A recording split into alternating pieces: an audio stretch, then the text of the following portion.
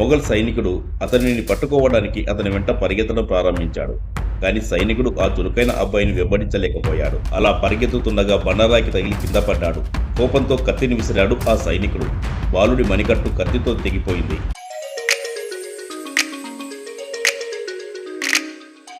Hi friends, Maharana Pratap Singh మేవాడు రాజపుత్ర రాజు 1576లో హాల్దీఘాట్ యుద్ధంలో మొఘల్ చక్రవర్తి అక్బర్ సైన్యంతో తలపడి తర్వాత తన రాజ్యంలోని కొన్ని భాగాలను కోల్పోయాడు. ఫలితంగా ఆరావళి కొండలోని అడవుల్లో కొన్నాళ్ల పాటు కాలం గడిపాడు. అయినప్పటికీ అతను తన పోరాట స్ఫూర్తిని కోల్పోలేదు. గెరిల్లా యుద్ధ వ్యూహాల ద్వారా అక్బర్ సైన్యంపై దాడులు చేస్తూ తన రాజ్యాన్ని తిరిగి స్వాధీనం చేసుకునేందుకు కృషి చేశాడు. ఆరావళి పర్వతాలలో ఆయన ఉన్నంత కాలం అక్కడి బిల్లులతో స్నేహం ఏర్పరచుకుని కాలం గడిపాడు. అక్కడి బిల్లులు రాణా ప్రతాప్కు ప్రతిరోజు వంతుల వారిగా ఆహారం తెచ్చేవారు. ఈ క్రమంలోనే ఒకరోజు దుద్దా అనే 12 ఏళ్ల ఒక బిల్లుడి వంతు వచ్చింది. కానీ ఆ ఇంట్లో తిండి గింజ కూడా లేదు. దుద్దా తల్లి పొరిగింటి నుండి పిండి తెచ్చి రోటీలు చేసి దుద్దాకి ఇచ్చి, ఈ మూట తీసుకుని మహారాజుకు ఇవ్వమని చెప్పింది. దుద్దుడు సంతోషంగా మూట ఎత్తుకుని కొండపైకి పరిగెత్తడం ప్రారంభించాడు. ముట్టడి చేస్తున్న అక్బర్ సైనికులకు దుద్దాను చూసి అనుమానం వచ్చింది.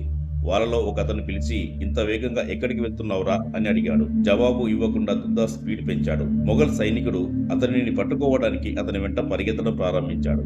కానీ సైనికుడు ఆ చురుకైన అబ్బాయిని వెంబడించలేకపోయాడు. అలా పరిగెత్తుతుండగా బండరాయికి తగిలి కింద పడ్డాడు.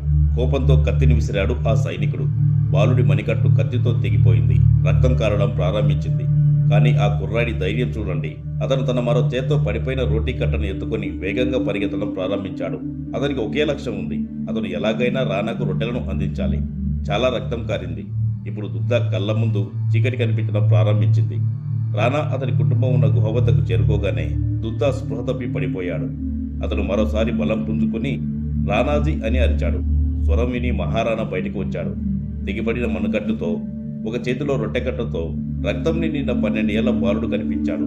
ఆ దృశ్యాన్ని చూసి మహారాణా ప్రతాప్ సింగ్ మనసు ద్రవించిపోయింది. రానా అతని తలను ఒడిలోకి తీసుకుని నీళ్లు చల్లాడు. రానాజీ, అమ్మ రోటీలు పంపింది అని క్షీణమైన మాటలతో ఇంత మాత్రమే చెప్పగలిగాడు దుద్దా. దృఢ సంకల్పం ఉన్న రానా కళ్ళల్లో దుఃఖం వెల్లివిరిసింది. అతను అడిగాడు, అబ్బాయి ఇంత పెద్ద సమస్యలు పడవలసిన అవసరం ఎందుకు వచ్చింది? వీర దుద్దా అన్నాడు, మీరు మీ కుటుంబం మొత్తం ఇబ్బందుల్లో ఉన్నారు.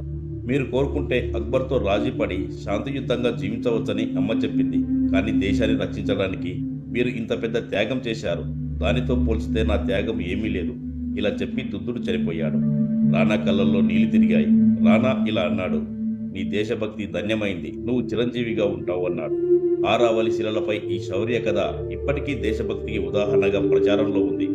ఆ తర్వాత మహారాణా ప్రతాప్ సింగ్ గెరిల్లా యుద్ధ పోరాటాలు చేయడం, తిరిగి తన సామ్రాజ్యాన్ని సాధించుకోవడం జరుగుతుంది. ఈ వీడియో నచ్చితే లైక్ చేయండి. మా ఛానల్ సబ్స్క్రైబ్ చేసుకోండి.